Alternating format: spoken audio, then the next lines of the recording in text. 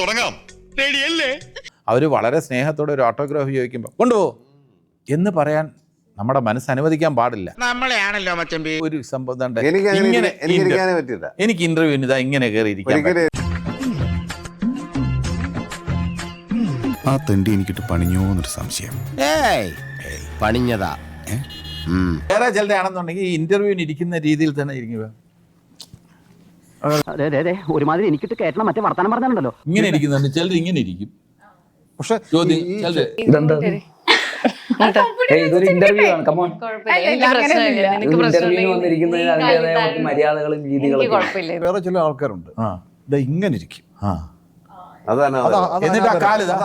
അങ്ങനെ ആട്ടിക്കോട്ടെ. ആമാശത്തിൽ കയറി വെടി വെക്കല്ലേ എന്റെ പൊന്നു കൂട്ടുകാരാ. അഹങ്കാരം എന്നൊക്കെ പറയാൻ അതൊരിക്കലും പാടില്ല, മര്യാദ ഇല്ല. ഐഡിയ ഒക്കെ കൊള്ളാം, പക്ഷെ ചെറിയൊരു ട്വിസ്റ്റ് ഉണ്ട്. നമ്മളിരിക്കുന്ന ഒരു കാലിന്റെ പുറത്ത് സൗകര്യത്തിന് വേണ്ടി ഇരിക്കുന്നതാണ്. സൗകര്യത്തിന് വേണ്ടി ഇരിക്കുന്നതാണ്.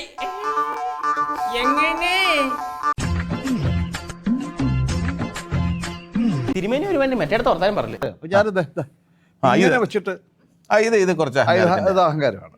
ഇവൻ സംഗതി ഡോൾബി ആക്കും. ഇത് എന്നെ ഉദ്ദേശാണ്, എന്നെ തന്നെ ഉദ്ദേശാണ്, എന്നെ മാത്രം ഉദ്ദേശാണ്. ഈ സോഷ്യൽ മീഡിയ വന്നതിന് ശേഷം എല്ലാവരും മര്യാദക്കാരായിട്ടുണ്ട് ഇപ്പോ. അതാണ് ഒരു പരമാർത്ഥം.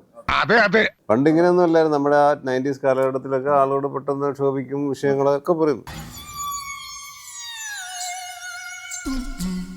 അപ്പൊ അതൊക്കെ നിർത്തി 4 ചുറ്റും ക്യാമറ കണ്ടതാണെന്നൊക്കെ പറഞ്ഞിട്ട് ആളുകൾ വളരെ മാന്യമായിട്ടാണ് ബിഹേവ് ചെയ്യുന്നത്.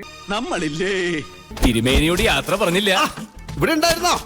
പിന്നെ ഞങ്ങൾ അങ്ങോട്ട് പോയിട്ട് അടുത്ത ശനിയാഴ്ച വരാമെന്നില്ല. ചാടി എഴുന്നേറ്റ് പഞ്ചായത്ത് ഗ്രൗണ്ട് വഴി 2 റൗണ്ട് ഓടി ഒന്ന് പോണം.